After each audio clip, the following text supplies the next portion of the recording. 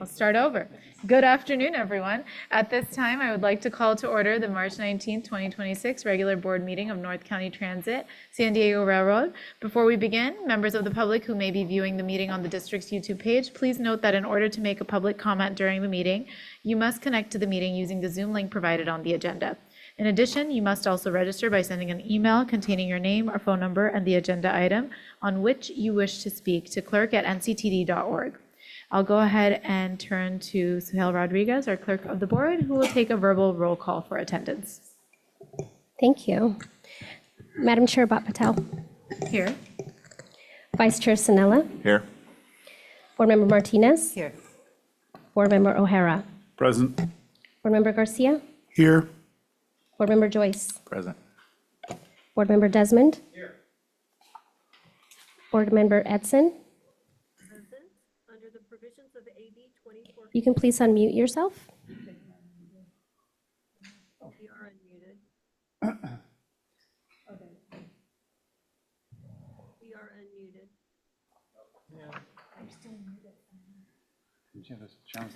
We cannot hear you. Can you try it again and unmute yourself?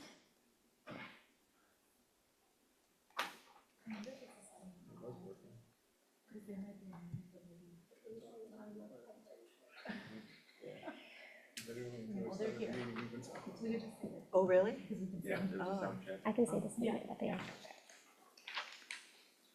You guys can't hear us. If you're okay with it, I can go ahead and do the roll call on your behalf and state the reason why you're participating remotely. Thank you. I see a thumbs up. Under the provision of AB 2449 for Just Cause, both Jewel Edson and Karina Contreras are participating remotely due to a traveling for business need. And there are no adults other than themselves present in the room with you, correct? Is that statement correct? Can I get a thumbs up?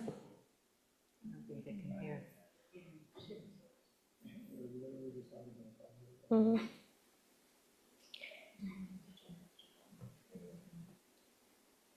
I can do that. If you wish and you cannot hear us, if you can please log off and then try back again, we'll go ahead and take a 5-minute recess per the board chair. They don't hear us. All right, so as you all heard, we're going to take a quick recess just to make sure that we can get them on. Thank you. Okay, we're back. Okay, we will resume the roll call where we left off. Board Member Edson. Yes. Present, under the provisions of AB 2449 for Just Cause, I am participating remotely due to traveling while on official business that prevents me from attending in person. I'm stating for the record that there is one adult present in the room with me, and that adult is my co-director, Karina Contreras. Thank you. Board Member Contreras. Hi, I'm present under the provisions of AB 2449 for Just Cause. I am participating remotely due to traveling while on official business that prevents me from attending in person. I am stating for the record that there is one adult, and that is Board Member Jewel Edson, present in the room with me. Thank you. And Board Member Lee. Okay. This completes the roll with Board Members Edson and Contreras participating remotely and Board Member Lee absent. Thank you. And thank you, everyone, for your patience as we navigated that. And as we move forward, I'm going to call upon Board Member Martinez to lead us in the Pledge of Allegiance.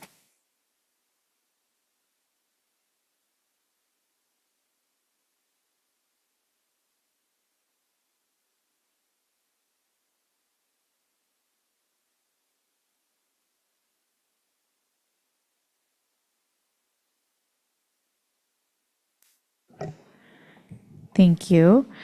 We will now go over the safety brief and review evacuation procedures, and I'll hand it over to Ms. Rodriguez. Thank you. In case of an emergency, I will dial 911. In case of an evacuation, please take the stairs. Do not use the elevator. Once clear of the building, do not re-enter unless cleared to do so by emergency personnel. There are fire extinguishers and first aid kits on each floor of the building. There is a portable defibrillator on the first and third floor, and staff on hand trained on CPR procedures if needed. This concludes my safety brief. Great, thank you. And Suhail, are there any changes to the agenda on your end? There is a change in our agenda. I understand that after the consent items, we will present information item 16, then other business item 14, and then information item 15. Great, thank you. And that was something that, as long as there's no, oh my gosh, objection, thank you. I was looking for the word. Any objections from the board to move that forward? Great, thank you, appreciate it. All right, so we're going to move that before the rest of the items after consent. Do we have any general public comments today? We did receive 5 general public comments, non-agenda, that were received prior to the board meeting, and this was sent to the board of directors and also posted on the NCTD website. We have no in-person public comments today. All right, great. At this time, public registration to provide general public comment will end. And I'm going to go over quick meeting protocols. I know I will ask board members to hold comments and questions until each agenda item has been presented. So if you don't mind, just make some notes. We'll try to get through it expeditiously. When the time comes for board member questions or comments, please raise your hand and wait until you're called upon to speak. And then turn on your microphone. Make sure you're speaking into it when it's your turn to speak so we can make sure that they're being heard for those listening to the meeting online. When it is time to vote, Suhail will call a verbal vote. So moving on to our minutes, the first item is the approval of the minutes. Do I have a motion to approve the minutes for the regular board meeting of January 15th, 2026? Second. Okay, motion by Desmond, seconded by O'Hara. Suhail, can we please call the vote? All in favor, say aye. Aye. Can I get a verbal vote from Edson and Contreras, please? Aye. Any opposed? Any abstain? On the motion of Board Member Desmond, seconded by Board Member O'Hara, to approve the minutes of the regular board meeting on January 15th, 2026, motion passes. Great, thank you. Moving on to consent, there are 13 items on the consent agenda for action today. Do we have any members of the public registered to speak on consent or requested that any of them be pulled? We do not. All right, so at this time, we are ending the public registration to speak on consent items. Are there any board members wishing to pull any items from consent? All right, seeing none, we are going to ask for a motion to approve consent items 1 through 13. Sanella, move to approve today's consent calendar. Second. Okay, motion by Sanella, seconded by O'Hara. Thank you. And we'll go ahead and call a verbal vote. All in favor, say aye. Aye. Any opposed? Any abstain? On the motion of Vice Chair Sanella, seconded by Board Member O'Hara, to approve consent items 1 through 13, motion passes. Great, thank you. So since we've moved up item 16, that item is an update on proposed state legislation related to Senate Bill 79 for the board's discussion and potential action. Mary Dover, Chief of Staff, and Tyler, oh my gosh, Tyler, I'm going to get it right this time, Mosher, Government Affairs Analyst, will present this item. Mary, you have our attention. Thank you, Chair, members of the board, and thank you for accommodating the move in this agenda item. So as you know, SB 79, which was signed into law last year, made substantial changes to housing policy development near certain transit stops and stations. Following the bill's passage, several questions remained, and opportunities to further clarify and potentially expand the legislation are currently under review in the state legislature. Today, Tyler and I will provide an overview of SB 79 and its relation to the transit services NCTD provides, and then discuss some of the efforts to clean up several provisions of the bill. The board will then have the opportunity to provide direction to NCTD staff on advocacy efforts should you so choose. I'll pass it off to Tyler. Good afternoon, board members. Tyler Mosier, Government Affairs Analyst here at NCTD. As Mary mentioned, I'm going to give a brief overview of SB 79 and talk about the provisions that are most relevant to NCTD. Put simply, SB 79 allows for larger heights and densities for residential development near certain major transit stops. Additionally, SB 79 also authorizes transit agencies to adopt transit-oriented development, or TOD, zoning standards for agency-owned land located near some of these major transit stops. However, as Sean has mentioned before, NCTD does not intend to exercise the zoning authority for NCTD-owned land. Additionally, this bill creates 2 tiers of TOD stops. A Tier 1 TOD stop means a stop within an urban transit county served by heavy rail transit, very high frequency commuter rail. A Tier 2 excludes all Tier 1 stops and means a transit-oriented development stop that is served by light rail transit, high-frequency commuter rail, or bus rapid transit service. And lastly, an urban transit county means a county with more than 15 passenger rail stations. We understand that to include San Diego County. So here are some of the key definitions within SB 79 that are most relevant for NCTD's purposes.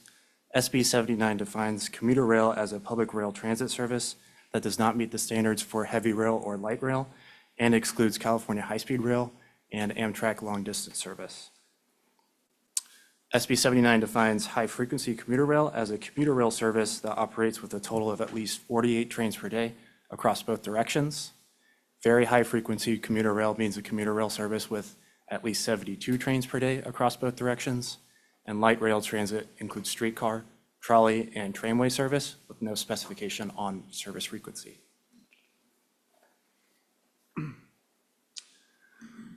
On the San Diego subdivision, there are 3 different passenger rail services that operate on a typical weekday. So NCTD operates the Coaster commuter rail service, and we operate 30 trains in both directions Monday through Thursday, and we offer 32 trains on Fridays. I'll also note that the Coaster serves all stations along the San Diego subdivision. Additionally, 24 Amtrak Pacific Surfliner trains operate on the Losan corridor. However, Amtrak trains only serve the Oceanside Transit Center, Solana Beach Station, San Diego Old Town, and San Diego Santa Fe Depot. Lastly, 12 Metrolink trains also operate on the Losan corridor. However, Metrolink trains only serve the Oceanside Transit Center. On the Escondido subdivision, the only passenger rail service that operates is the Sprinter Hybrid Rail. NCTD operates 68 Sprinter trains Monday through Thursday, with 78 trains on Fridays. So based on the definitions within SB 79 and NCTD's current operating environment, we anticipate a number of NCTD's rail stations to qualify as Tier 2 TOD stops as defined in SB 79. First, we believe that all Sprinter stations meet the definition of a Tier 2.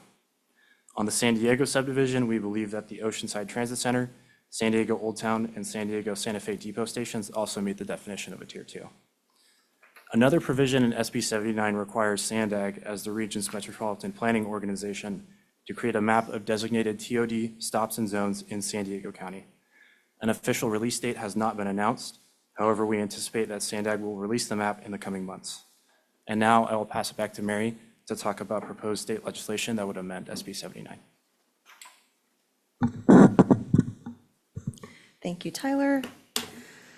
So one of the main definition changes currently proposed in SB 677 is related to how high-frequency commuter rail is defined. In SB 79, the definition reads, high-frequency commuter rail means a commuter rail service operating a total of at least 48 trains per day across both directions. The word service means that the frequencies of multiple services stopping at a particular station are counted independently. SB 677 proposes to change the word service to station, which would mean that the frequencies of multiple services stopping at a particular station would be counted together. In NCTD's service area, this would apply to the Solana Beach Station, which is serviced by both Coaster and Amtrak Pacific Surfliner for a total of 56 average weekday trips. Under SB 677, development surrounding the Solana Beach Station would become eligible for Tier 2 density and height limits outlined in SB 79. SB 908 right now is an intent bill introduced by Senator Wiener, which is expected to be significantly amended to include further definition changes and could potentially broaden the scope of SB 79. NCTD is monitoring both pieces of legislation. Tyler sits on a working group through the California Transit Association focused solely on these bills with the goal of negotiating with the author's office to offer amendments that are favorable to transit and mitigate any risks to the communities we serve. Through NCTD's advocacy work on these bills, we look at a variety of different impacts. Several of the cities within NCTD's service area opposed SB 79 and are considering or have already opposed SB 677. We also recognize that the density and height limits prescribed in SB 79 are related to the frequencies of our services. We have expressed concern that these bills may have the unintended consequence of putting NCTD at odds with the cities we serve, should NCTD ever decide to make the operational decision to increase frequencies on Sprinter or Coaster based on increasing demand. So now Tyler and I are available for any questions, and would welcome any direction from the board, from a consensus of board members on how to proceed. Great, thank you for the presentation. First things first, I'll ask for public comment. Can I ask just a question of clarity? Sure.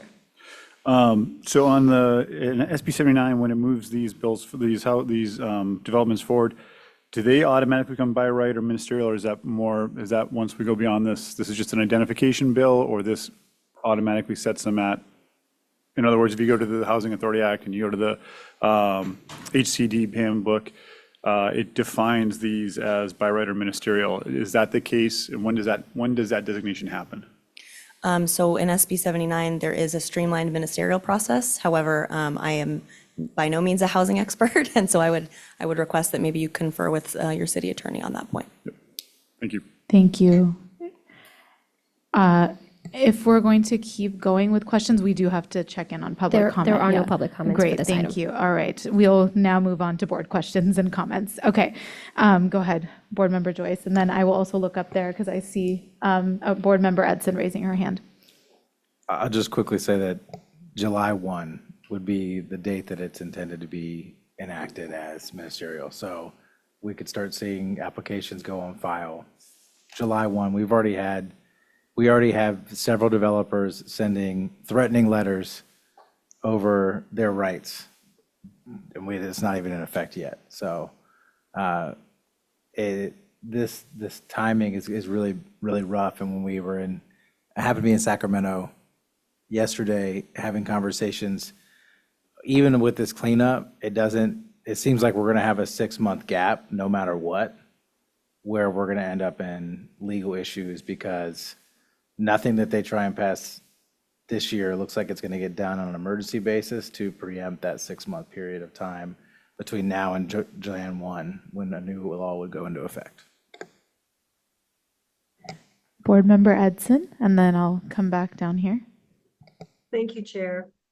I believe that most of you know that in addition to sitting on this board, I represent NCTD on the boards of both LoSAN and Sandag.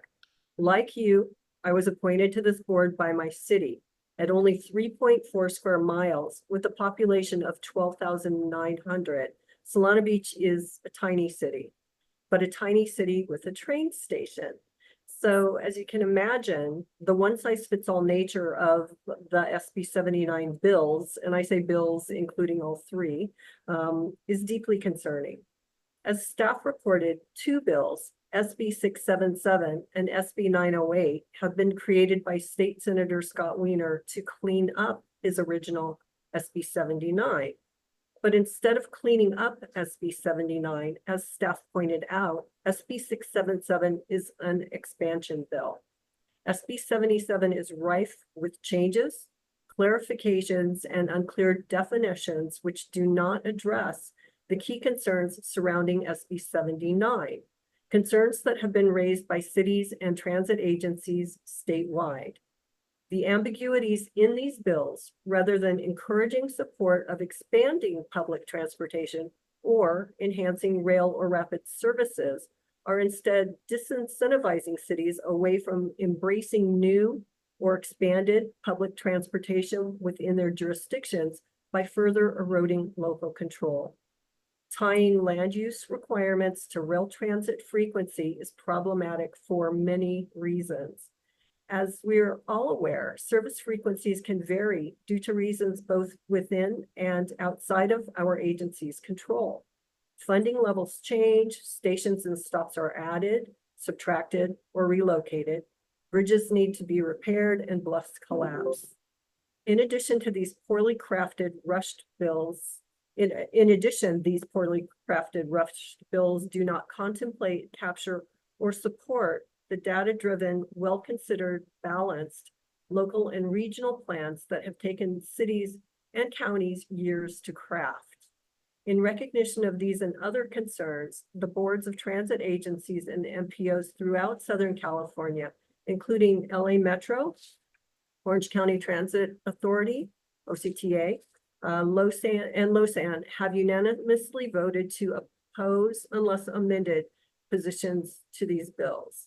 And while not yet formally taking a position, I understand Sandex's executive committee has voiced opposition to any expansion of SB 79, has expressed support for opposing these bills unless amended, and directed their staff to advance this recommendation to their full board. My hope is that our board will adopt a similar position today. In addition to opposing these bills unless amended, each agency's position has included a list of recommended amendments. While not all the same, the flavor of a number of the recommended amendments were consistent across agencies. Those include, limiting the SB 79 tolls, SB 79 bills applicability to the Bay Area rather than being a uniform state mandate. Second, delaying the effective dates for implementation and enforcement of the SB 79 bills. And third, excluding state-sponsored intercity passenger rail service from commuter rail frequency calculations. In addition, Sandeg's executive committee recommended SB 677 and 908 be amended to exclude cities with populations smaller than 35,000. Since this was a criterion already used to limit other regulations within the previously adopted SB 79. I've said this many times before, but I'm a transit nerd. I grew up riding public transit and have been an advocate for public transit since day one.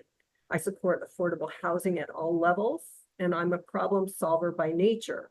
I wish the SB 79 bills offered solutions. Instead, all I see in them are problems, and I don't think I'm alone. If you feel the same, please join me in opposing SB 677 and SB 908 unless amended with the 4 amendments I noted earlier. And you can take that as a motion. All right, thanks, Board Member Edson. Appreciate it. I know Board Member Desmond and Board Member Garcia have to leave, so I'll go to them next, just so we can make sure we hear their comments, and then anybody else, I'll come to you all. Well, I thought Jules's comments were wonderful. So I'll be kind of brief here, but I did some homework, and maybe if everybody kind of has already looked at this as well. But this is definitely an affront on local control. And I looked at what Tier 2 means is that within a quarter mile of one of these transit stops, which is all Sprinter stations and the Oceanside Transit, and if 677 passes Solana Beach, within a quarter mile, you can have the buildings by right can be up to 65 feet, which is 6 stories, and 100 people and 100 units per acre within a quarter mile. Within a half mile, it's 55 feet, 5 stories, and 80 units per acre. To me, this is just stripping away local control.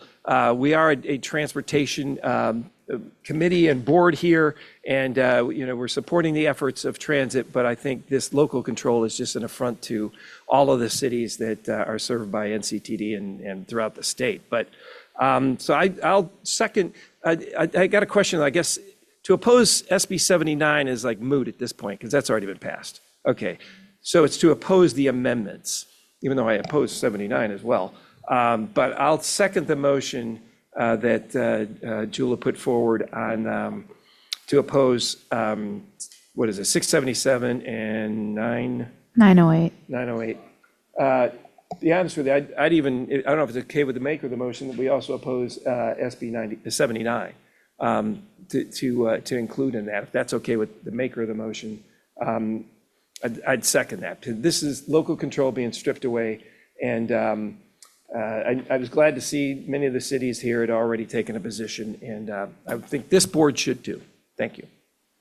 Thank you, Board Member Desmond. So Board Member Edson, I don't know if you heard that, but Board Member Desmond did second your motion and asked if you'd like to include SB 79 in that as well. I think the question is whether or not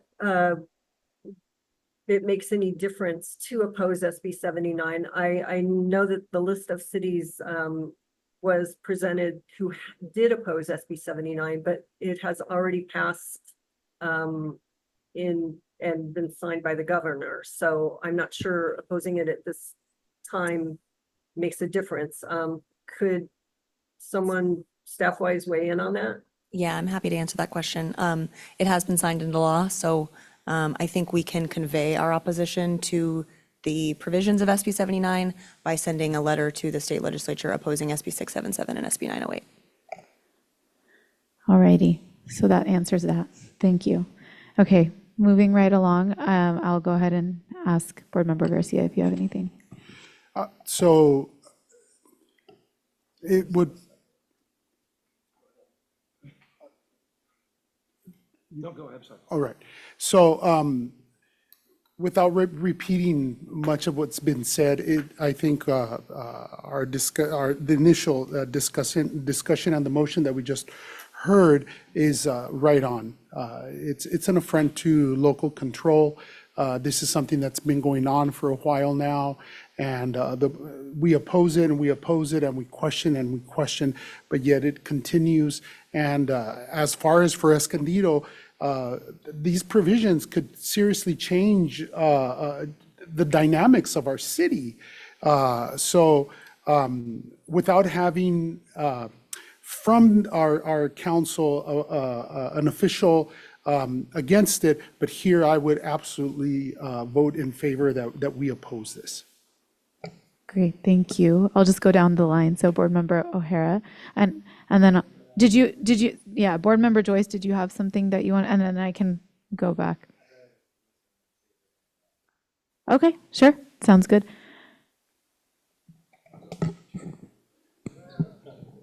No, I share the same sentiment. You know, you can't use a cookie cutter template for every police in the state that's based on the Bay Area. This disregards ridership and demand and only looks at routes, which we find out all the time here. Isn't indicative of success. Success is indicative of riding. I don't think Solana Beach, I'm guessing, has not received a single letter from one of its residents or had their residents send a letter to NCTD saying that we, at least I didn't see one in the public packet, we highly endorse this. So I'm going to stand with the motion, and I support the motion fully. If you could offer a third to it, I would do that. Board Member Martinez. I don't want to be redundant. I just want to thank Board Member Edson for the motion, and I think it was very well articulated, so thank you for that. Awesome. Vice Chair Sanella?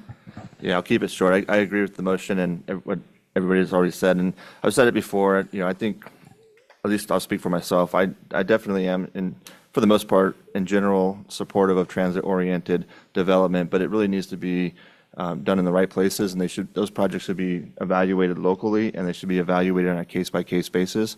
And where it makes sense, let's do it. But where it doesn't make sense, then let's stay away from it. And I know SB 79 was opposed by the city of San Marcos, and I'm certainly in favor of this board opposing these amendments. Board Member Contreras, I didn't have a chance to ask you if you had anything to say, so I'm going to turn to you before I make my questions and comments. Oh, no, thank you. I have nothing to say. Okay, great. Thank you. Appreciate it. I don't necessarily have questions. I won't repeat most of what was said. I appreciate Board Member Edson laying it out and really hitting it home. I think a lot of our cities here in North County felt similarly. We were just talking about how that rarely happens where all of us are on the same page. And so I just have to say thank you for this dialogue. I'm glad that this was brought forward. I think Board Member Edson, you were the one who requested it. So I really appreciate you bringing forward this item. All of our cities, including City of Carlsbad, had also opposed SB 79. And one of the things that I think is really important is for folks to know that there's no cookie cutter approach to solving all of our issues throughout the state, including this particular issue. I think one of the things that folks will do when they go up to Sacramento is they forget where they came from, which is local, and they forget about the local control aspect. And so of course, we need to keep doing what we can, especially in the different capacities that we sit on, including on this particular board. And so I appreciate that we're having this conversation. Whatever we can do to continue to advocate, you all let us know. This is obviously one step, but if there's anything that each of us can individually be doing, we can definitely do that as well. But with that, we'll go ahead and call for the vote. And I know that Ms. Winfrey is going to restate the motion, and I see Mr. Donahue raising his hand, so whichever order you all want to go in, I'll let you do that. Working on that. I just want to make a quick comment. When the first bill came out, and I don't want to necessarily take all the credit for this as an agency, but I think a lot of the things in the cleanup bill are because we quietly behind the scenes said this doesn't apply to us. Specifically in terms of the fact that we operate hybrid rail, it's not light rail, it's not commuter rail. That line does not operate in what Coaster does, FRA. Our initial assumption was that the only two stations that were impacted would be Santa Fe Depot and Old Town. We were very frank about that with our friends in Sacramento. We believe that that's what maybe drove some of the changes to the bill when they asked us, because they came to us with a map and we said, absolutely not, none of these stations apply.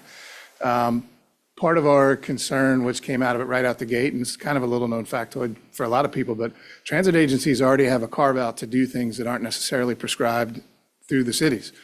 We have the ability to circumvent certain things that aren't required, that are required through city process when you're dealing with land use or other things. And we're very super careful about that. And we were very frank with the folks in Sacramento that we are not interested in trying to have a divisive relationship with we have great relationships with our city managers, and when we have projects, they're very involved. We're not trying to drive a wedge between that. That's always been a big issue for us. One of the main things we did say, which we've had conversations locally on, is this is a huge lift for fire life safety. If your city is not set up for a 5 or 6 story building and you do not have the required fire life safety equipment to be able to manage that, who covers the cost of that? Like, who takes that burden on? That's a huge issue for the city. On the tiers issue, I think that's kind of where the tiers came from, was somebody was really excited about the Sprinter line and wanted to make sure that was thrown in there. Just kind of wanted to throw that out there, quietly behind the scenes we were working in. I will give credit to our elected officials here in Sacramento that represent these areas. They were also in opposition of SB 79 when we had conversations with them. But now that it's sort of reached the tenor where we are impacted greatly by whatever the cleanup bill is, I use quotation marks very heavily there, what the cleanup bill is, it does have an impact, and we do stand with the cities. It's difficult for us to make that motion, but I think from a statewide perspective, outside of the Bay Area, LA Metro, Orange County, Losan, LA as a whole is very much against SB 79. I'm not certain why they just didn't try to do it within the Bay Area and see if it worked. At one point in time, there was a conversation about how these things are tiered in terms of when a city becomes eligible for what is SB 79 with some of the cleanup and some of the amendments. I think to Director Joyce's point, it kind of becomes effective right away. And that's very concerning to us. We have a real problem with that. So I appreciate the conversation here today, and I'll let Lori read the motion. And really quick, Ms. Winfrey, once you read the motion, I saw that Board Member Joyce does have another comment to make. So once you're done with that, we'll go back to him before calling the vote. Okay, that sounds great. So I'm just restating the motion that was placed on the floor by Board Member Edson and then seconded by Board Member Desmond. Yeah, my second had a provision in it. And it wasn't, so Mr. O'Hara, I think, had the second. Mr. O'Hara had the second. I had a provision, I asked for a provision that was not accepted. Okay. Thank you. So the motion is to oppose SB 677 and SB 908 unless amended as follows. 1, limit the applicability of SB 79 bills to the Bay Area rather than a uniform statewide mandate. Delay the effective dates for implementation and enforcement of the SB 79 bills. 3, exclude state-sponsored intercity passenger rail service from commuter rail frequency calculations. And 4, exclude cities with populations less than 35,000 from the regulation. I didn't even see that. What, all cities?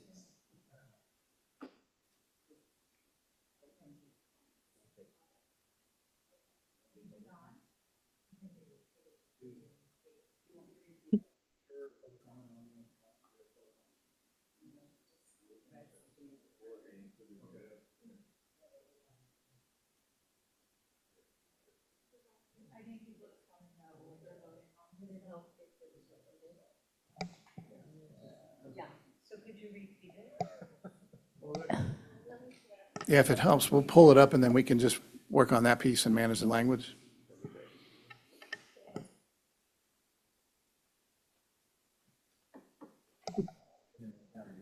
Yeah, we'll have Board Member Joyce say his comments.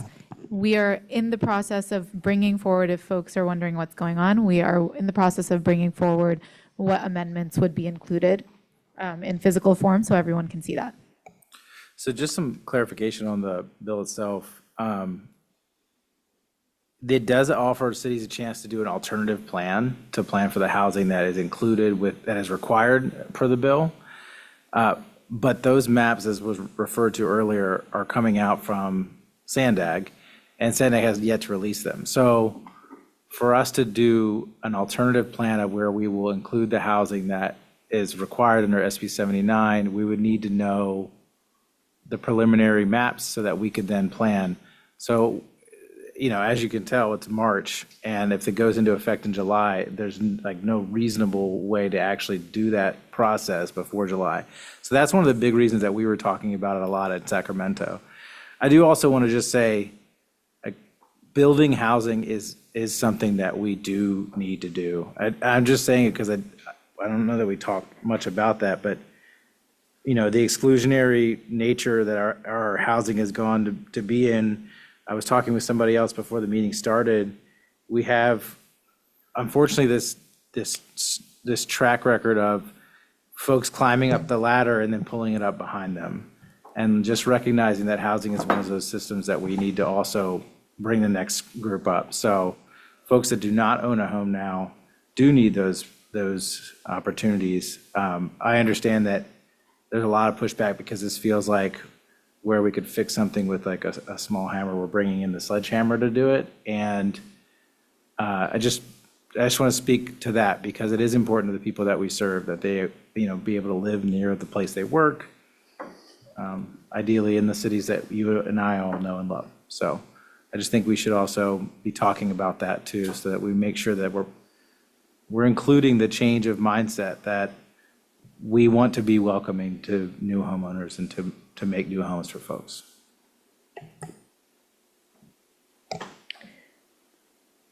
Thank you.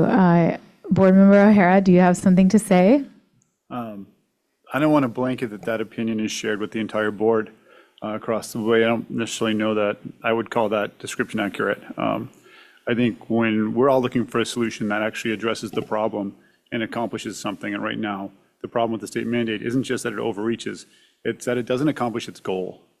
If you want to make it easier for people to live here, you have to build enough units that are impactful. And right now, the mandate for ministerial use does not require it. In fact, it allows above market rate build out at such a rate that it actually gets more expensive as a result of this mandate. So if you really want to help people fight this mandate,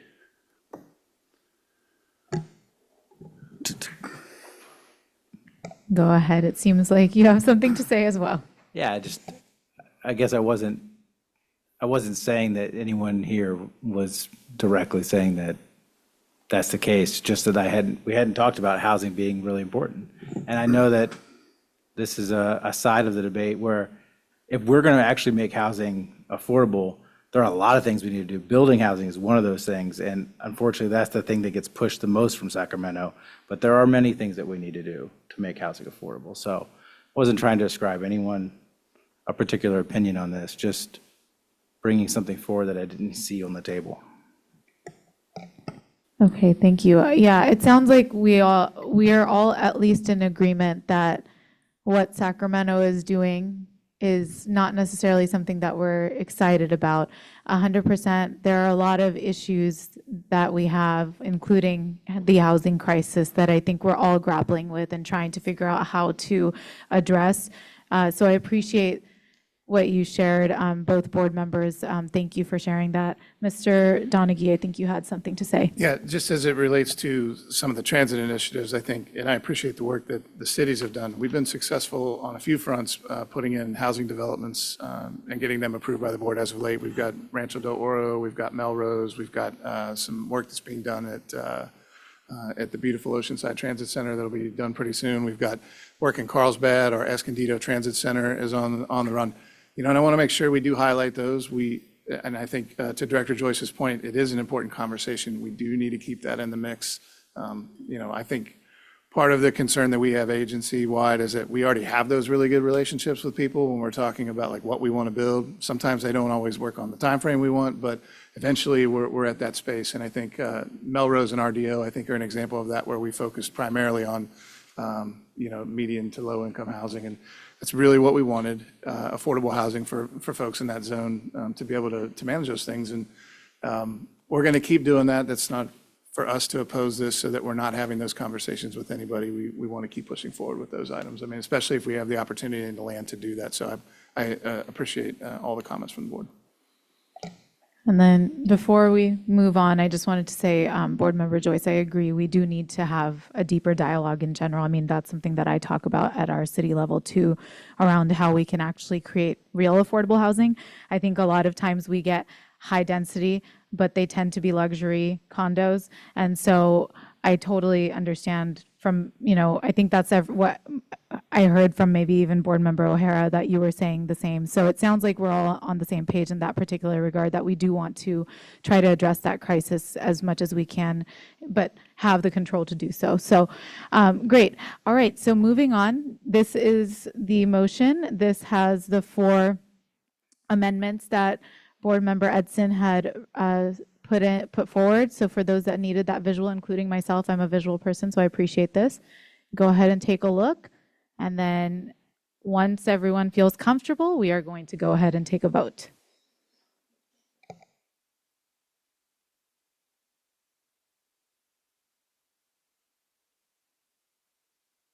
Let me know if you need Is that inclusive enough, like, to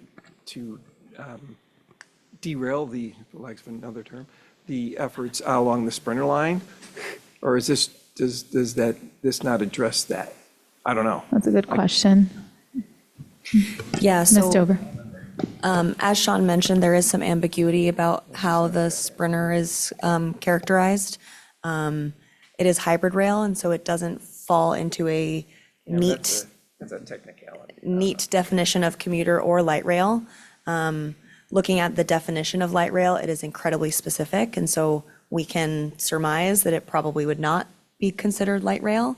But right now, it is not specifically called out in any particular purpose. So We already thought that SB 79 did not apply as is. And so these amendments bring it in, and so this is what we're trying to get rid of the amendments. I'm Yeah, wondering if we want to be more specific as to a date of delay. Delay seems kind of open-ended without any. In our conversations, we asked for it to be delayed till the next RENA cycle, since it is Yeah, I related think to housing. We could be more specific on that. We can put that in there. We can amend to put, delay the effective dates for implementation and enforcement of the SB 79 bills until the next RENA cycle, if that works. Maker of the motion, is that amenable to you? Absolutely. And I do understand that Bandag's executive committee talked about delaying to January 1st, 2028, which doesn't mean that we can't go to the next RENA cycle. So I think, it was discussed, but I absolutely acceptable to me. Great, thank you. And just so folks know what RENA is, I like to always spell out the acronyms for folks tuning in. Regional Housing Needs Assessment. Okay. Mr. Donaghy. Yeah, just objective third-party comment. If our goal is to oppose anything related to this bill, period, we probably should not be putting bullet points on what we want to delay. Our opposition should just be opposition, and then let the board vote that they oppose anything tied to SB 677 or 908, and we can craft a bill that's got myself and Priya's name on it on behalf of the board to send in that just 100% opposes the bill. If that's not what the board wants, what I don't want to do is, like, this is the old, well, you didn't list that one thing, right? So if we list a single thing in here, it implies that we are somewhat okay with this bill, except these 4 conditions. And I feel like the feedback I'm getting, and please tell me if I'm wrong, is that the board opposes 677 and 908, period, with another paragraph that says, we also don't appreciate SB 79. Okay. What, can I just check in with Board Member Edson, and then I'll come to Vice Chair Sinella and then Board Member Joyce? Board Member Edson, would you be amenable to that? I would prefer to at least have these 4 in, and would ask that maybe a 5th be crafted, you know, that captures anything else. Okay, Mainly because, well, and if you just give me a second here, Chair. Sure. When I looked at, you know, all of these other agencies' opposition, they might have had 5, they might have had 6, they might have had 3 different recommendations for amendments. I took the 3, I just listed the 3 that went across all agencies. Adding more is not a problem for me at all, but I just wanted to bring attention to the fact that I believe there's power in numbers. So, you know, in the past with opposition to SB 79, it's been little voices kind of in, you know, complaining to Sacramento. Now everybody's kind of said enough is enough. And so the MPOs and transit agencies, and not just the ones I spoke about, I know it's been a topic of consideration at VCTC and RCTC as well. So there may be more opposition coming that's in the works. But I think the more that we at least get some things very clear, you know, limiting the applicability to the Bay Area pretty much knocks out any problems that we have. And excluding the state-sponsored intercity passenger rail service, that helps Solana Beach. It might help Oceanside. I don't know how much it helps the sprinters. So I would ask that if there are any, you know, easy adds that staff might recommend. Yeah, if I can make a recommendation, if we were to add a 5th provision, I would recommend that it be broad in nature, in part because we don't have language for SB 908 yet. And so although we have an inkling of what's expected to be in that bill, I wouldn't want to have to come back to the board. I would like, you know, we hear you. Tyler and I can work to oppose unless amended this bill. So I think we can include a 5th provision that says oppose unless amended in any form that impacts NCTD's transit services and changes the tiers or brings in any additional services or something to that effect. If I may just make a quick comment, it'll take 2 seconds, and then Vice Chair Sinal, instead of us rushing to, I just feel like maybe staff should come back to us with that. Maybe, I don't know how we could do that. I just don't want to rashly say, hey, let's do that. But I know Vice Chair Sinella had something to say, so maybe he has the fix to this problem. And I want, yeah, thanks. And I want to just kudos to Sean. I think you saved the day, actually, because you brought up a good point. As it reads right now, what we're considering is to oppose 677 and 908 unless amended. What I kind of heard loud and clear is that we just oppose it. And so this does, like you said, Sean, kind of give the idea that if they made these changes, that we would be supportive.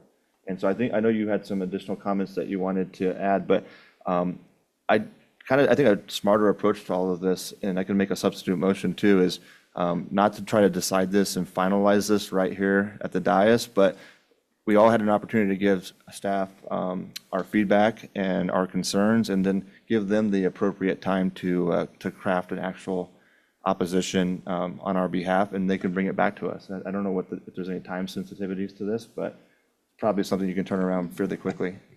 And then with that, John. I'm sorry. No, that was a substitute motion, though. I don't know if there's. Okay, Board Member I just had a Martinez. quick observation, I don't know if people agree, but to me, line 1 and 2 kind of contradict each other. You're saying to limit it to the Bay Area, but then you're saying to delay the effective date. Just something to think about. We're saying we want it just in that area, and then saying, but give us a different date. So I think 1 and 2 contradict each other. And can I make a comment as to the timing as well? So we have a few legislative deadlines. SB 677 is in print, and so it's being heard in committee. Okay, just checking. But next week, March 25th is the amendment deadline for intent bills. So by next Wednesday, we should have an idea of what SB 908 looks like, and then we can craft an opposition letter for that as well. We can expect that there will be substantive amendments to that. Once the amendments are made, it'll be referred to a particular committee, and then it will have to go to the Appropriations Committee as well. So there are multiple opportunities for us to provide our feedback. In terms of turning around a letter, we can do that relatively quickly. Yeah, and there may be a way for us to handle both. I think the reasons that are listed as bullet points are reasons that we have issues with the bill. So the way that we could craft the letter is that we are in opposition of the bill. Here are the reasons we are in opposition of the bill. It should have been specific to the Bay Area. The effective dates for enforcement give the cities absolutely no time to sort of manage what their expectation is from a building perspective. It should have excluded state-sponsored any intercity rail service, and it should have excluded cities with populations less than 35,000. And we just sort of list those as reasons why we, as a board, oppose the bill. So it gives a little teeth to the opposition, like, that way they don't just send us back and say, hey, whatever, you just oppose it. Could I do some nitpicky housework on that? Sure. I agree 100% with what you just said.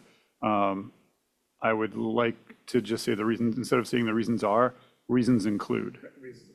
I don't want to handcuff us to whatever 5 reasons get put down there, to Vice Chair Sinella's point. I absolutely support this direction.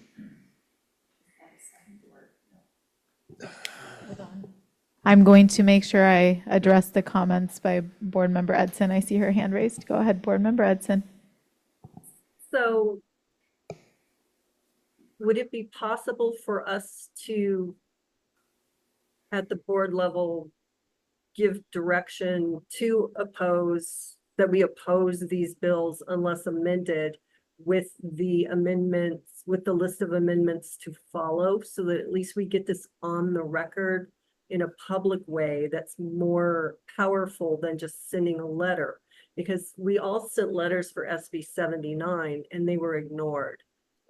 The board's actually taking these actions in a very public way might move the needle where letters haven't done so in the past. May I just, I might just jump in, and then if somebody wants to correct me, please do. For me, so, and Board Member Edson, I'm fine either way. I'm just trying to understand operationally what makes the most sense.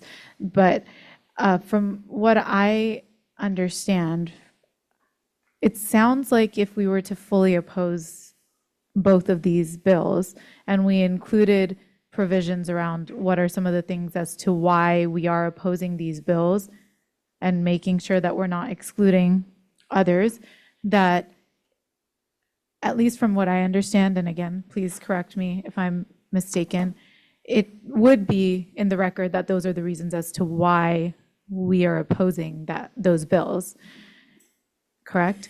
Yeah, so I wouldn't recommend sending a letter that says oppose unless amended, unless we list what amendments we'd like. But then also it would, if those amendments, let's just say by chance, I mean, that would be amazing. By chance, they're actually taken forward. That means we now have tacitly supported it because those were the only provisions we were opposing. Right, if we send a letter that says oppose unless amendment, and to your point, all of these amendments are adopted by the author and passed through committee, then one would assume that we Yeah. would send another follow-up letter saying that we support this bill now. Yeah. And it sounds like to Vice Chair Sinella's point and to a couple others' points, the board as a whole is not supportive of these bills in their entirety. I think from an advocacy standpoint, it's always a good strategy to provide an alternative instead of straight opposing. However, if there is no alternative that's palatable to the board, then I would recommend just sending a straight opposition letter. Okay, thank you. Anybody else have questions, comments? Board Member Joyce and then Board Member Desmond. Okay. So I appreciate the messy nature of this meeting. There's a lot to talk about. So I would just say, from my perspective, us listing carve-outs, like excluding certain cities, I don't know that that makes sense for us as an agency to do. I think that would be hard to justify. I also think the people that are working on this bill would probably not take kindly to that feedback in general. And I just think if we're thinking strategically about what we're trying to accomplish, like we're saying that this piece of legislation is overextending and hurting our ability to plan for our cities. And that's of all cities. So I think strategically, that's not a good thing to include in it. I would prefer that it wasn't. 908, it doesn't have language. So I have it up right now, and it's basically says, this is to clarify 79. And so opposing it, yeah, it doesn't make a ton of sense. Because in theory, if there's a groundswell of support to make the amendments from 908 be ones that are positive, that's the thing we would want to support for sure. So I think, and also the same with not excluding, not pointing to the Bay Area to be like, hey, we want to impose this law on you, but we don't want it down here on us. I just don't think those are good things to be saying as an agency if we're trying to get somebody to listen to us.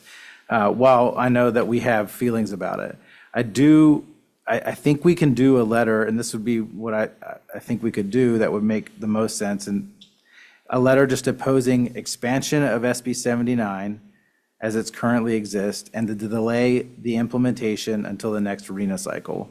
I think those are things that make sense for us as an agency across multiple cities to say. So that would be my suggestion, if we were going to do something today. And timing is definitely relevant. So where are we? Is there a substitute motion on the floor or not? I didn't hear a second. There was a substitute motion on the There floor. was not a second. There was I not don't a believe second. there was a second. There's a motion on the floor that does have a second. half of a I think we should vote on that. So I'm not sure, so there is, Lori, is there a second or no? Is there a substitute? There's no second on the substitute. So I don't know, I think Eric makes most sense here. I got a problem with this, excluding populations of less than 35,000. So I think Eric's motion, if you want to make that as a substitute, I'd second that, your motion. To oppose, to send a letter exposing the expansion? Yeah, to expanding SB 79. Can you guys speak into the mics because we're having a hard time hearing? Eric, do you mind Board Member Joyce, do you mind repeating it so that Board So, Member Contreras yeah. and Board Member Edson, thank So you. my suggestion would that we do a more general letter that explains, as an agency, we oppose the expansion of SB 79. So the expansion of taking away local control through SB 79, and request a delayed implementation until the next arena cycle so that our agency cities have the ability to properly plan for the proposed housing. Is that a substitute motion? Sure. I'll second it. Can I request an amendment to it? In which, can we still mention oppose expansion, specifically oppose SB 677 and SB 908? Because Wiener and his cronies have all said they're going to come back at us over and over We again. don't know what so- 908 is. So He's already said he's coming back at us with it, and they're on the Once you're done, Board Member Edson, I see your hand raised, so once, request. yep. sure, so And yes, I would. Board Member Edson, 1 second. Board Member Joyce is speaking, and then I'll come back to you. So if that's a request to clarify defining the expansion of SB 79 would be through these new legislation that is being proposed. Yeah, that'd be fine. Perfect, thank you. Okay. So I would ask for another friendly amendment to that and exclude state-sponsored intercity passenger rail service from commuter rail frequency calculations. Yeah, that's the stacking. Is that the stacking? That's how Surfliner ends up showing up in our numbers when it didn't before. And that comes from LoSAN, which believes that it's going to impact not only cities in San Diego County now, but cities in Orange County in the very near future. So with the same situation that Solana Beach is in, you would have San Juan Capistrano and San Clemente and whatnot, coming soon. So that's part of the reason that is important, from a regional perspective. Absolutely. The reference to expansion of SB 79 would include the stacking of services or other ways that could be defined by the folks that are writing the opposition letter. Yeah, if I, It's implied in the motion, but I Right. think we could explicitly call that out as part of our paragraph in the letter that is an issue for us. yeah, and I would, from an agency perspective, I would prefer to keep it broad, because if the motion that's made today is very specific to excluding state-supported intercity rail, then should there be an amendment that changes the way the sprinter is defined, then, it sounds like the consensus of the board is that I would oppose that, but it would be unclear. So I think when you say oppose expansion of SB 79 and SB 677 and SB 908, I hear that to include any addition of state-supported intercity rail, any stacking of the services, any changes in definitions to any of our services that would expand the scope of SB 79. Yes. And we will definitely include that in the letter as one of our reasons for opposition. Okay. So, Ms. Winfrey, if you could please repeat this new and improved motion after all of that deliberation.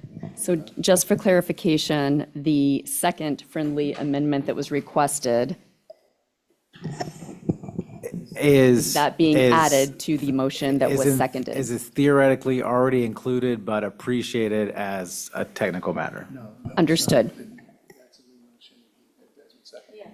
Right, I understand that. But there were two friendly amendments, and I'm trying to make sure that I've captured what was accepted in your motion. So the friendly amendments were already implied. That's what I heard, yes. So my understanding of the second substitute was to oppose expansion of SB 79, including direct opposition to SB 677 and SB 908 in their entirety. But it's really like if they are proposing to expand the definitions of SB 79, because there is a world in which 908 doesn't expand. In which case you would take out expansion of SB 79 and just oppose. I would say oppose new legislation that intends to expand the pull of 79 on local control. We have to be general enough to respond to Sacramento's wily ways. So if I may, and Lori, please, the maker of the motion, and Lori, please confirm. So the way I understand it is that the board would like us to oppose new and existing, because SB 677 does have language in it, that expands SB 79 and delays the implementation of SB 79 to the next RENA cycle. I thought I heard that as part of your motion as well. Yes, so we oppose the expansion but support delaying implementation until the Right. next RENA cycle. So opposing any legislation that expands the existing SB 79, including direct opposition to SB 677 and SB 908 in their entirety. And I don't think you need to put in the delay the effective date if you're opposing it in its entirety, correct? No, because the effective date is current law under SB 79. Okay, So so- but we do need to take out the opposed 908 in its entirety because there is a chance that part of 908 will actually limit the expansion of 79 or not, so. So I think we agree that the new legislation or expansion of SB 79 includes 908.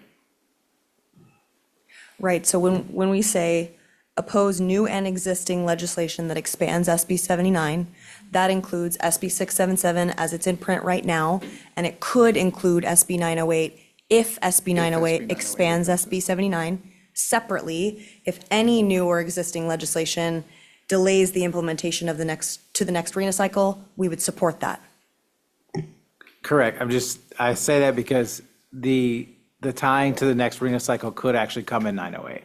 So they could theoretically negotiate both that 908 helps us and hurts us. Board Member Edson. Similar to before, would it be possible to put whatever new motion, once it's settled, up on the board? Yes, Ms. Winfrey is currently working on finessing it, and then we will put it up on the board. Thank you. Okay, so let me make sure I have this. Oppose any legislation that expands existing SB 79, including direct opposition to SB 677 and SB 908, with exception, right? With exception of support for the delaying the effective dates for implementation and enforcement of the SB 79 bills to the next regional housing needs assessment.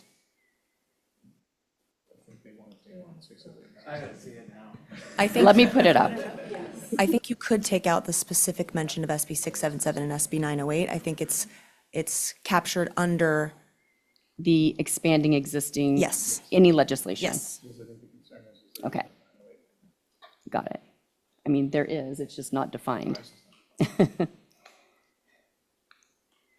let me get this over to them. And It doesn't need to be, but, verbatim today. We're not going to hash this out right now. So take it back to the comfort of your desk, behind your computer, and you take our feedback and our input and draft, if we vote on it. Yeah. No vote on it. It'll be a motion in principle.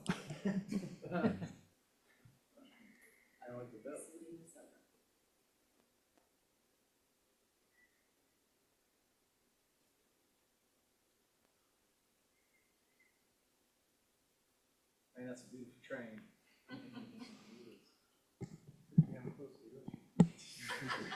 Tell me about it.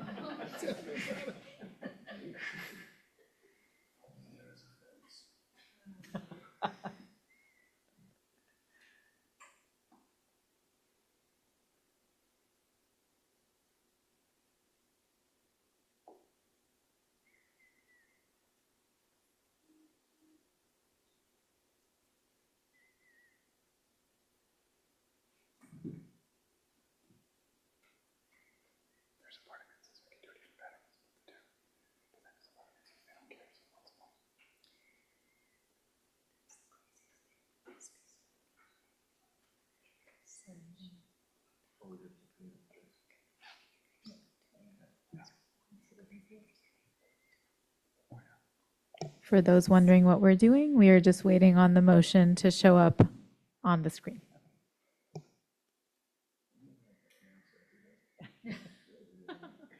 Or go to commercial or something.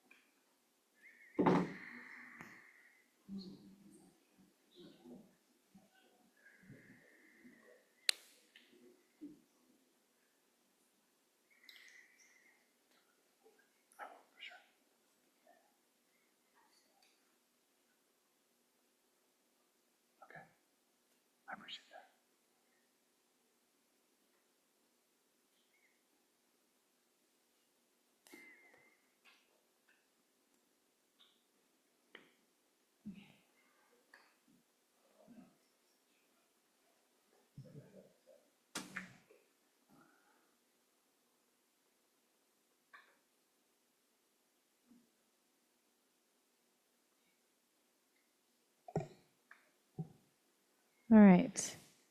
Has everyone had a chance to read that? Great. I'm seeing head nods, thumbs up. All right. Anybody having any heartburn? My only, Great. I would like us to potentially vote on this today, if possible. Yes, we will vote on it. Don't worry. We definitely will. Okay. It sounds like we're going to call for the vote now, unless somebody has something extremely urgent that they need to say. can I just ask for a language change? I'm sorry. When you say exception, that's accepting an expansion. Yeah. Oppose and then say. Support, yeah. That would be my only change, because it's linked to the expansion. Okay, so it's a motion with two parts. Yes, oppose expansion, support, delay. Got it. Thank you. So, just a quick question on that.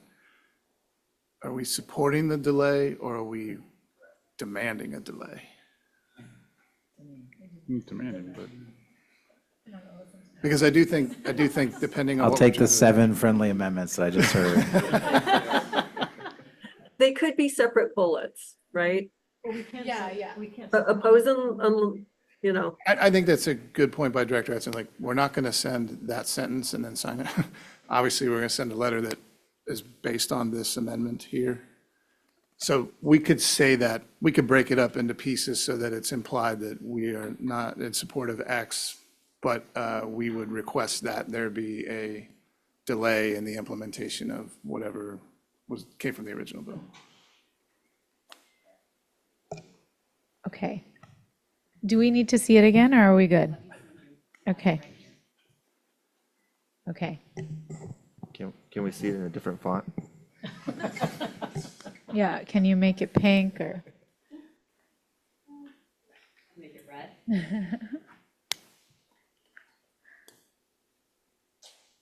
we have a new one coming up, right? Almost there. They're going to show it to everyone again one more time, and then we'll vote. I know there are at least a couple folks that have to leave after this, so. Like us. We have to go to dinner. Good things to do. We've done it forward. It is.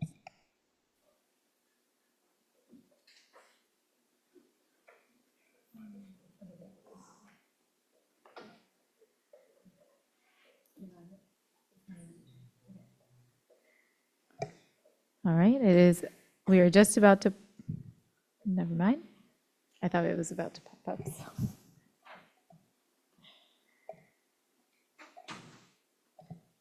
For those watching, we really appreciate your patience. We really want to make sure we are advocating on behalf of our cities appropriately. So thank you. We appreciate you all.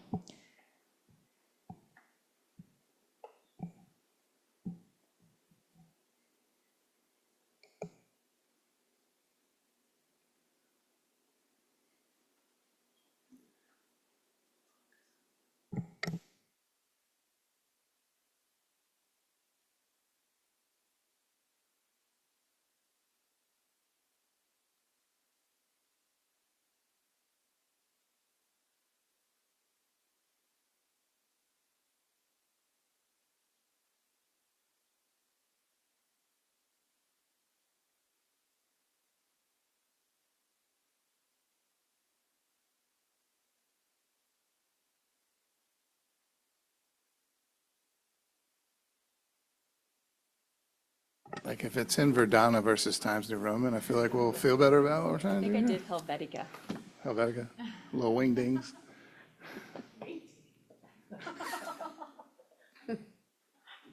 It's a great font. I don't know why it's going in there. It's not even letters.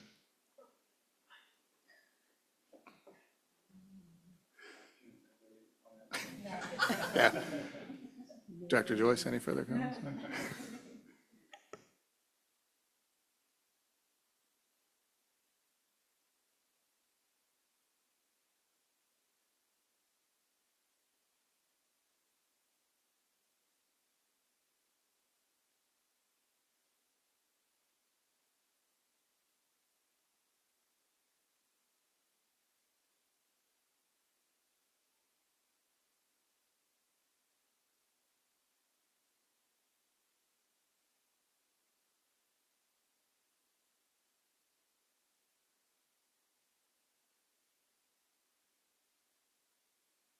Okay, so they did make it look a little different. And here it is.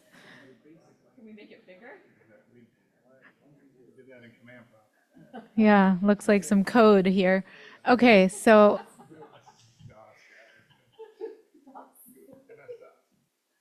those that are joining us virtually, were you able to read that?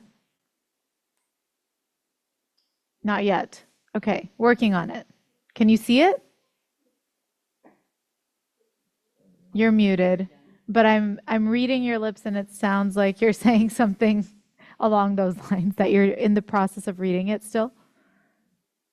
Or you can't see the screen at all? We can't see the screen is what they're saying, I think. But you are muted. I can't hear you. Sorry, we're trying to unmute on an unfamiliar computer. So in the other cases, IT is just focused on the screen for us and shown us just the screen for a minute. If they could do that, then we could read it. Somebody send it. Okay, Board Member Joyce is going to send it to you.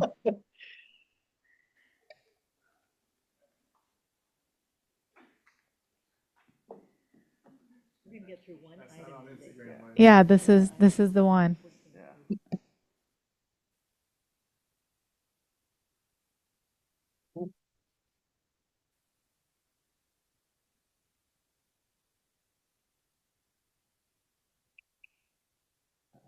All right.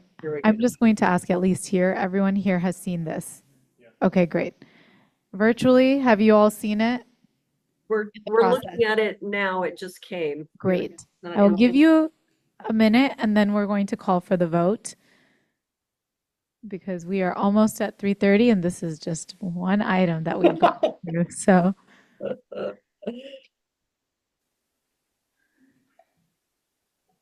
Oh, there we go.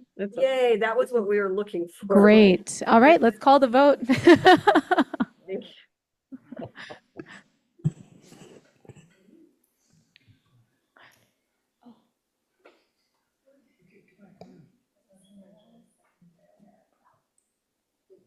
was nice. I could have it. Oh, just kidding. Motion by Joyce, seconded by Desmond.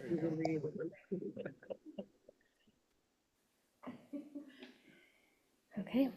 On the motion of Board Member Joyce, seconded by Board Member Desmond, to, as a second substitute with amendments, to oppose any legislation that expands existing SB 79 and support for the delay of the effective dates for implementation and enforcement of SB 79 to the next regional housing needs assessment. All in favor say aye. Aye. Any opposed? Can I just ask a question? Mary had mentioned any legislation that expands the existing SB 79. So will this still capture SB 677? Yes, it'll capture SB 677 because right now it currently is an expansion. And it could, if SB 908 does in fact get amended to expand SB 79, then we would oppose that. Okay, perfect. Aye. Okay. Motion, no, any opposed? Motion passes. Okay. Great. Thank you. Just for the record, Board Member Desmond and Board Member Garcia have departed at 3:29. Great. And I just want to tell the public, I'm sure it seemed difficult to watch while we were going through this, but I wanted to share that the reason why it's difficult is because we're all discussing this in public. And so when you're discussing it in public, you're thinking in real time, you're talking through it. We're all trying to take into consideration everyone's feedback. So it can seem a little disorganized sometimes, but I hope that you know it's because we want to make sure we're doing things transparently and that we're making sure that we're all discussing together and making the best decision moving forward. So appreciate again everyone's patience, and hopefully that makes sense as to why it took us a little bit, but we made it. All right, good job, team. So moving on, we are now going to go back to the top of our other business items, and that's going to be item number 14. And we are going to be reviewing and considering approval of NCTD's Climate Adaptation and Infrastructure Resiliency Plan. The draft plan was reviewed by the Executive Committee last December. Now staff is asking the board to consider adoption of the plan. And we have Yoni, Director, I'm not going to butcher your last name, Director of Service Planning, and Isabel, Senior Consultant at WSP, who will present this item. Yoni and Isabel, you have our attention, and please, for the record, do state your last names, and I will try to make sure I can say them appropriately next time. Yeah. Thank you. Hi, good afternoon. I'm Yoni Chalakova. I'm really excited to talk about this topic with everyone. So we are submitting the final climate adaptation and infrastructure resiliency plan for your consideration and approval. This was a plan that was developed from September 2025 through February 2026, which was funded in part by the Caltrans Sustainable Transportation Planning Grant Program, which we're extremely grateful for because this is extremely important work to do. The purpose of this plan, the CARP, is to identify key climate and natural hazards and assess how they impact bus and rail services, as well as our physical infrastructure across our service area. We also want to strengthen the resiliency of our services in California as a whole and highlight the planning needs of requiring coordination with various stakeholders in order to make this successful, as well as enhancing that communication and engaging new partners as we navigate new hazards across our system. So what did the CARP include? So we started off with existing conditions where we reviewed all of the publicly available materials from various state, regional, and local agencies, which helped align our CARP with the existing guidelines and incorporate best practices into our service. We then did a vulnerability assessment, which looked at all the climate-related risks and how they can impact our services, infrastructure, and our assets. And this included looking at all of the potential damage and service disruptions that would result from these. We conducted very robust public engagement. We prioritized the input from the public, different community-based organizations or CBOs, writers, and NCTD staff.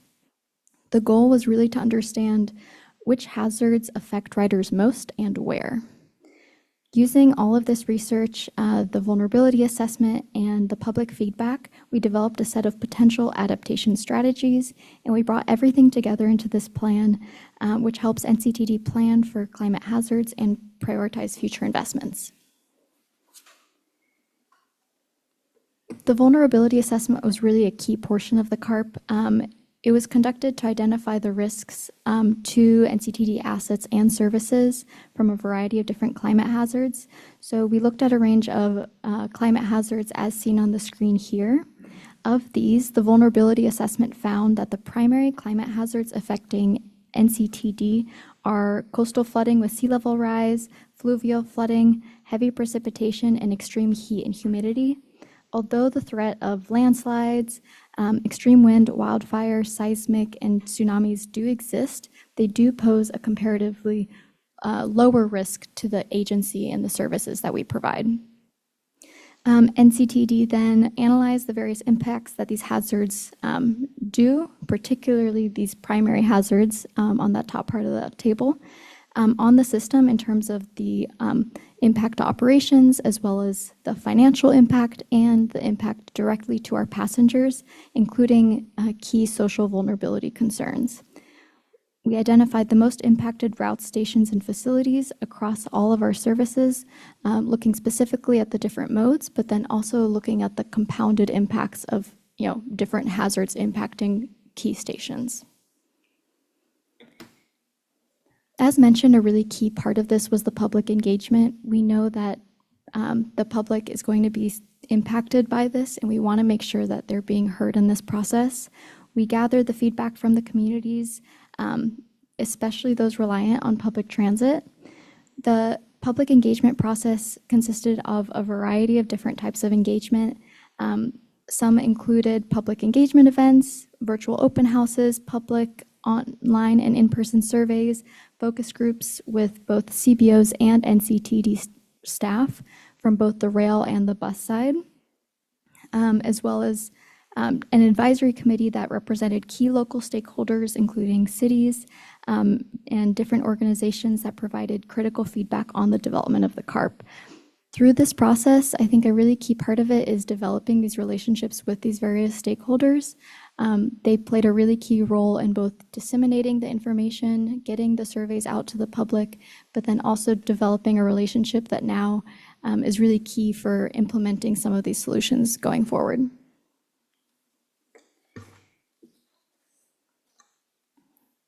The results of this vulnerability assessment were used to then identify and prioritize different adaptation strategies for improvements across all of our modes as well as our facilities. This is a really key kind of example of what it could look like. Something important for these adaptation solutions is that, and I'll mention this throughout the presentation, but all of these do require very significant coordination with different stakeholders. It does require funding considerations.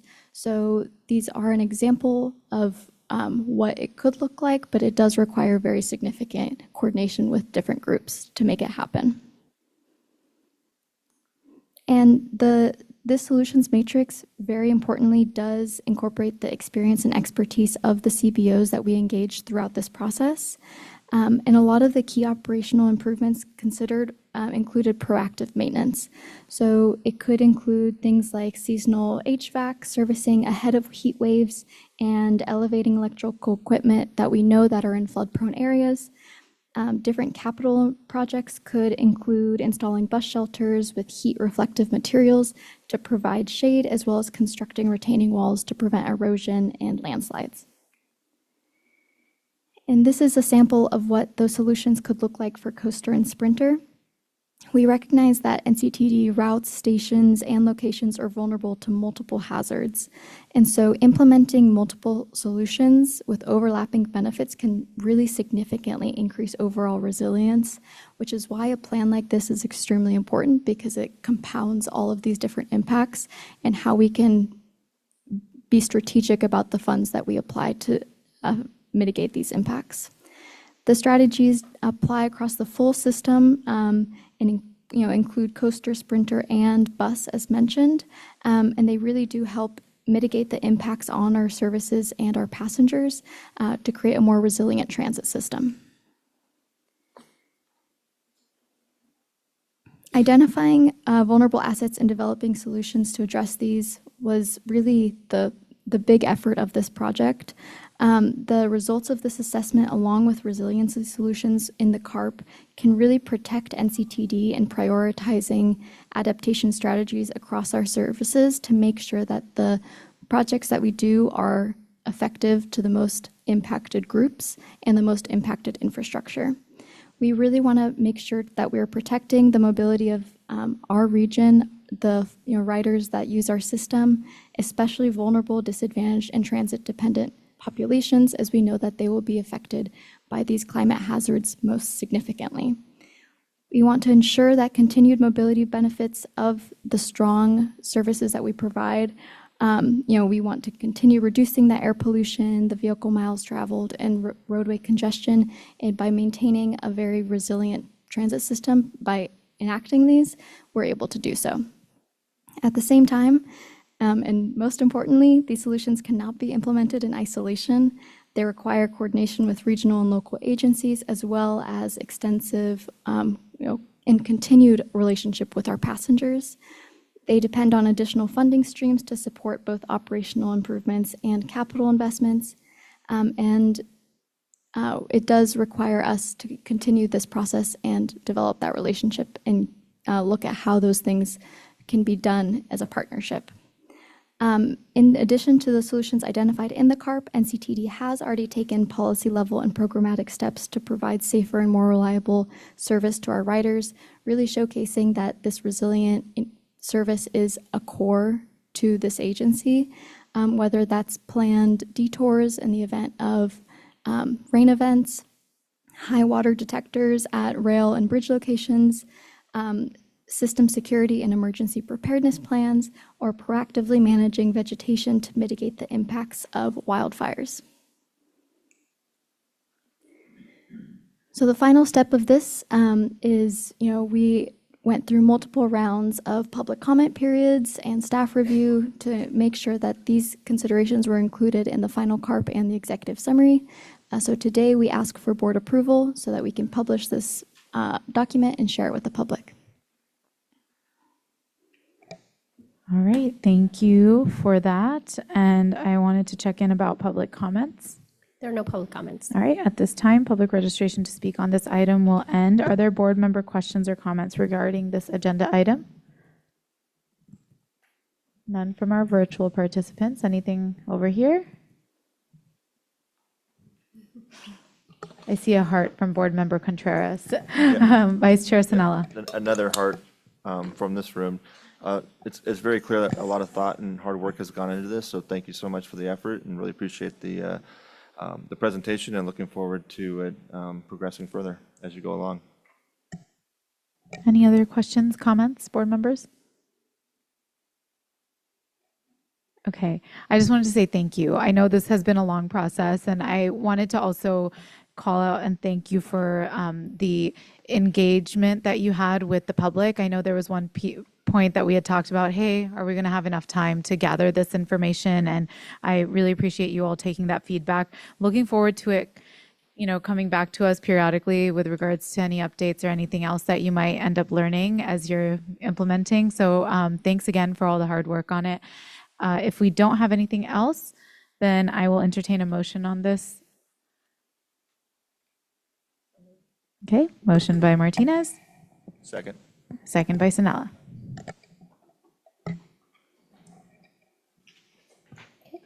All in favor say aye. Aye. Any opposed? Any abstain? Can I get a verbal from our virtual participants, please? Aye. Thank you. We're in choir together now. On the motion of Board Member Martinez, seconded by Vice Chair Sinella, to approve the final Climate Adaptation and Infrastructure Resiliency Plan, motion passes with Desmond and Garcia absent. Okay. Thank you both. Appreciate it. All right. Does anyone need a bathroom break at all? Because I mean, I can keep going, but I just want to make sure I ask the board. Oh, is it just one? Oh, okay. All right. There's just one more item. And So, then closed session. and then closed session. So we'll break after this item if everyone is okay with it. Okay. Thank you for the reminder. Okay, the next two items on the agenda, or sorry, just one item, is informational. The first that we're going to be talking about, the only, sorry, I keep doing this, is an update regarding NCTD's bus and maintenance operations insourcing that took place last June. And so, Mr. Donaghy, I'm going to go ahead and send that over to you. Yeah, thank you, Chair and members of the board. Just wanted to give an update. I know we've had a few folks ask about this in some of the meetings. We're about 8 months or so. This end of this month will be our 8th month. So we've got kind of a 6-month look back on things that have happened through the Breeze Operation Update. Just to give you a little bit of a timeline recap, on December 15th of 22, the board gave direction to insource bus operations at some point in time in the future. On November 12th of 24, we sent notice to our contractor that we were going to insource. On June 29th of 2025, we began direct operations for all bus operations functions. I really want to take a minute. One of the first thing there that says some of the purchase agreements that we've done. I want to give a big shout out to our procurement team, and Alex is in here somewhere. Where's Alex at? Alex and his team were amazing. We essentially had to take contracts that the contractor had and roll them over to us. I think the bigger piece that's kind of in this thing is right now we're up to about 56, 57 agreements. A lot of those agreements are being federalized so that we're able to better utilize our operating dollars from the federal government to sort of manage those versus using local money for that. So they've done an absolutely excellent job on that. About 450 new employees. We recently, right around the end of January, finalized 5 labor contracts. So initially when we did this, it was 5 labor unit extensions. We have actually settled all 5 contracts. They've been approved by the board. That was a lot of labor of love by Lori and I and a few other folks in the building, Adrian, our HR chief, and our bus ops team. I don't know if I've negotiated a lot of contracts in my years. I don't know if I've ever negotiated 5 in 6 months. That might be a new record for me. And 3 new system implementations for our IT department, so shout out to them as well. We actually have added things on through our business intelligence group that our operations teams are using on the daily. But at the onset, it was 3 new system implementations for us. On the continued initiatives recap, clean air initiatives, the implementation of our battery electric and hydrogen fuel cell buses. I'll mention just briefly that we still continue to have a little bit of an issue getting some hydrogen fuel right now. That has impacted our fleet a little bit. NCTD Plus expansion, we were excited to do that in Vista this past year. And the bus rodeo, the bus rodeo is back. We were at the regional a few weeks back. Our folks are actually getting ready to head to Salt Lake City in April, early May for that. So they'll compete at the national level. We'll have a maintenance team and a bus operator in that as well. Initiatives for FY26, we're still in the process of our facility upgrades that we were working on when we did the transition. We've fully taken complete ownership of our workforce development. So our training departments are working on what workforce development looks like for our employees that are in-house now, and optimizing operations through continual system changes, through our business intelligence group, through how we manage services. Items that have been completed since the transition are 4 contracts with our partners at the Teamsters Local 542 and 1 contract with our partners at the Amalgamated Transit Union Local 1309. We continue management of acquisition of parts and materials contracts directly with the vendors. Initially, when we did the transition, we still had a contract through one of our vendors through the contractor. We're working off of some of those now. We have direct contracts with about 56 different folks that we buy parts from. Safety improvements system-wide and integration of our safety teams directly with frontline staff. Previously, we had responsibility for reporting some safety issues while the contractor was primarily responsible for the safety portions of that. Now we are responsible for all of that. I thought I saw, is Tyler Brett in here? I thought I saw Tyler. There's Tyler. So Tyler Brett is our safety specialist for bus. We have folks that are directly implanted in the operation now from a safety standpoint. It's really been helpful for us, frontline staffs, having conversations with them, and we're working on what sort of the safety integration looks like. Streamlining of processes and data transfer across the system for administrative and frontline employees. Right now, we're working on putting more IT opportunities in the divisions for people to be able to get SOPs, to look at routes. We're having conversations right now about videos for a lot of our bus routes. So if somebody wants to look at maybe transferring to another route, they'll have a video available to them. It's really all of the stuff that we can provide our operators and our mechanics to have information at their fingertips when they get on the computer. An increased focus on necessary equipment and tools for maintenance employees to perform work as well as facility improvements. I think we've mentioned this to the board before, and if you've been on a tour, you've seen it. We really haven't done a lot of facility improvements over the past 20, 25 years at some of our operating divisions. Those have recently been approved and are pushing forward. We're pretty excited about that. I mean, they've been living in 1996 over there for a while, so it'll be nice to kind of graduate them to a new space. And really, equipment and tools is kind of an unsung one. One of the things we heard right away in-house was some heavy equipment and/or some tools were needed for our folks out at the divisions. We asked them what type they wanted, specifically what kind of brands. In this business, buying the right brand, buying the right tool can mean everything for those employees. So we're able to kind of point them in the right direction. And so that's actually been a very big positive thing for our maintenance folks out there, and they appreciate that.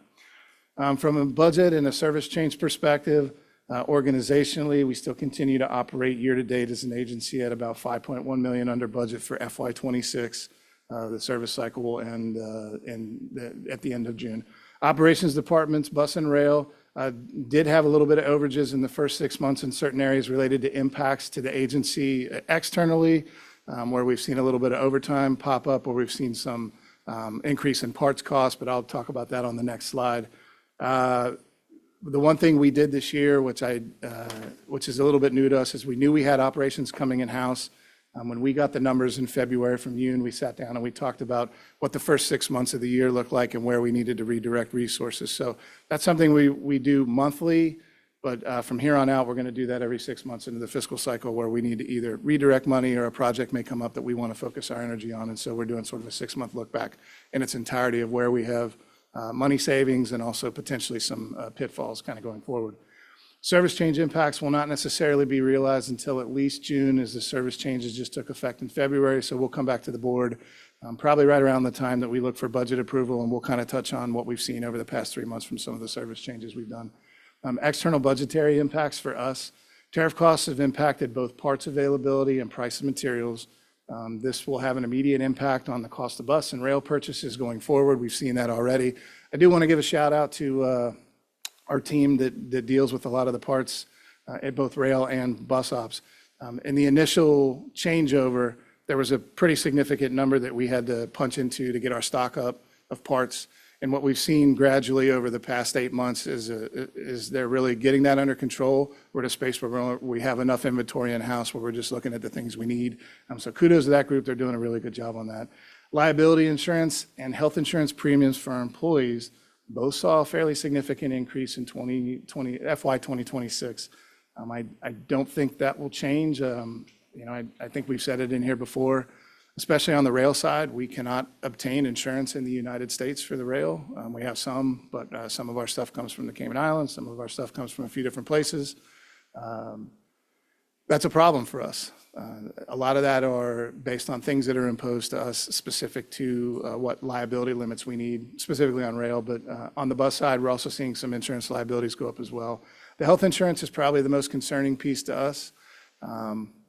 It does have a fairly significant impact for all of our employees. We anticipate probably seeing an increase this year, and that's something that we're trying to deal with through our FY27 budget that will come to the board in May and June, so be on the lookout for that. Critical items that are kind of impacting operations from either an operating standpoint or kind of a financial standpoint are California state zero emission requirements, cost of fuel or lack of fuel. We're all in on zero emission, but zero emission is significantly costing this agency some money. We got credits on CNG, so it offsets sort of our fuel cost. When we have the 8 electric buses, and now we have right around 30 hydrogen fuel cells. The hydrogen fuel station is still on track to open hopefully in the next couple of months. We're still paying somewhere in the neighborhood of $35 to $40 a kilogram for hydrogen in high pressure gas form. Once we get it in liquid form, we can get it down to 12, but to kind of give you an idea about where renewable diesel and CNG are at, it's right around $4. So when we think about those things, we're definitely all in on wanting to be a zero emission agency, but the state really needs to step up and supply funding to they need to fund those mandates. If they're going to make that mandate, they need to have funding associated tied to those.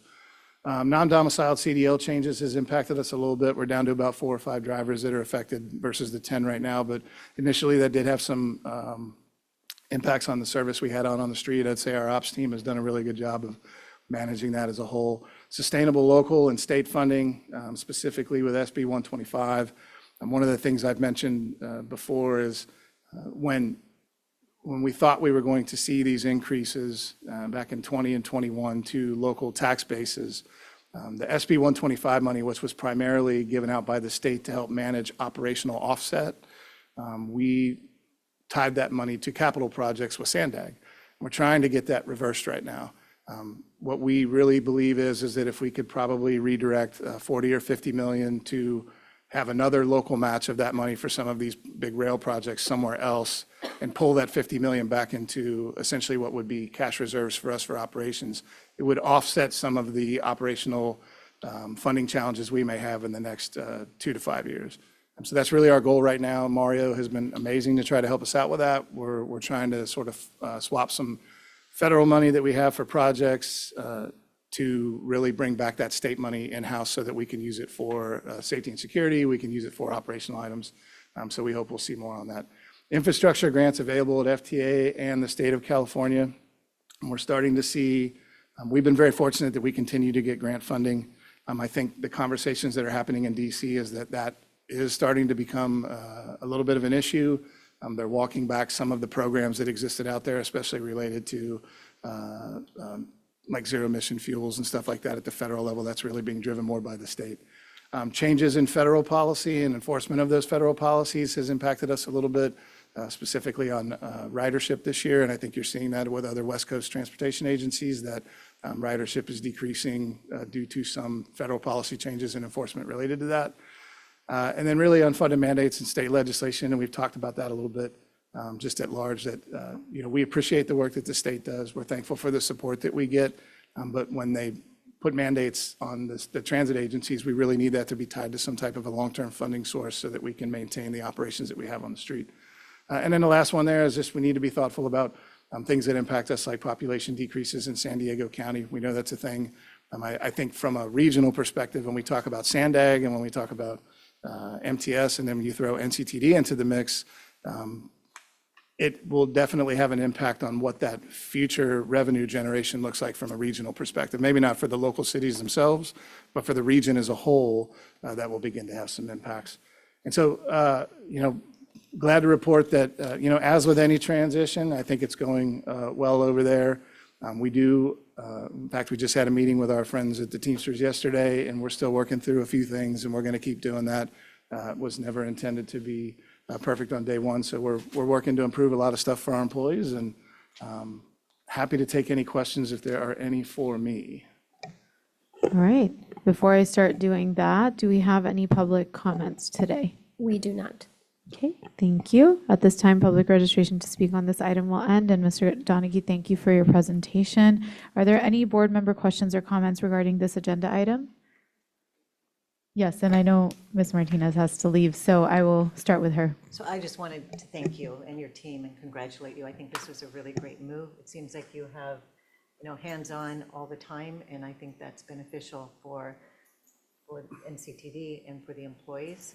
So it was a very good move by you, a lot of work, and I just want to congratulate you. Thank you, I appreciate that. Thank you. Okay.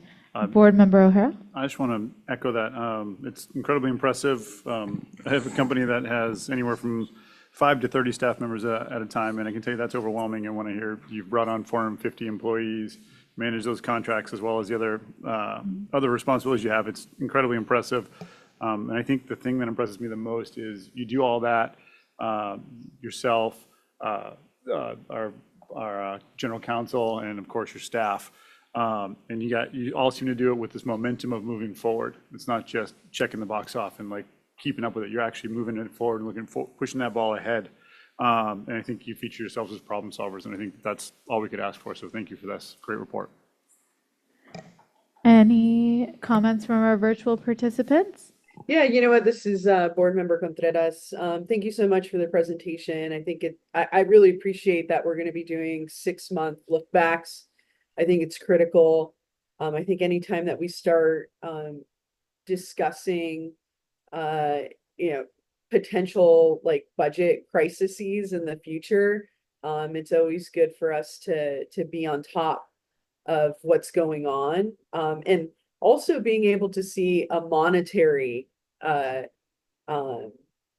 projection of what a potential deficit would look like if that's forecasted. But thank you so much, and I look forward to getting more information in the future. Yeah, I totally appreciate those comments, and I would mention too that while we're not necessarily in the same situation as some of our counterparts down the road, I mean, they've made some adjustments year over year. Like I think last year they had to convert about 100 million in capital to 100 million in operating, and that's a tough thing to look at. Yeah. When we put the budget out last year, there is a box in there that kind of shows like in fiscal year 2028, we're looking at about $16 million deficit, but a good portion of that is really out of the CIP, the capital funding that we need. And I think if we can get the change at Sandag to sort of move some of that SB 125 money, we'll be able to manage our operations the way that we need to. We just really, and I know Mary and her team will do that. We just need to be ultra aggressive on how much federal funding and federal grant money we can get, and really how to try to make as many of our contracts federalized as possible so that we always have more federal give back than the federal government has for us. I think in recent years, that's been an issue where we've spent some money locally where maybe we could have gotten that money federally. And so, no, I definitely appreciate that feedback, and we'll focus on those numbers and continue to push that forward. Awesome. Thank you. Great, thank you. Any other questions or comments on this item? Okay, I'm going to go ahead and say thank you for those, and then there's no vote required for this item. This is informational. I know that the last 2 items on our agenda were closed session, but I know that Ms. Winfrey is going to state something for the record because that might have changed for today. Yes, so pursuant to AB 2449, we must have a quorum in person in order to proceed. And so the 2 items on closed session are going to be deferred to the next meeting. There was no action requested of the board, going to be requested of the board, and so those will be deferred since we do not have a quorum in person. Okay, thank you. We have the Chief Executive Officer's report. Mr. Donahue, do you have something else to add today? I know everybody's ready to go. The only thing that I would say is this week is Transit Employee Appreciation Week and Transit Employee Appreciation Day. So if you see them out in the system, just say thanks. I know we give them a lot of kudos in here, but I got to tell you, like, they just really do phenomenal work. All of our folks are just out there. They're just getting it done. And I know I seem like a broken record on that, but they really are just phenomenal people, and I want to make sure they're recognized. So if you want to drop us a note, we'd be more than happy to throw that up on the board in here. We did do a video for our employees. We'll try to get that out publicly as well.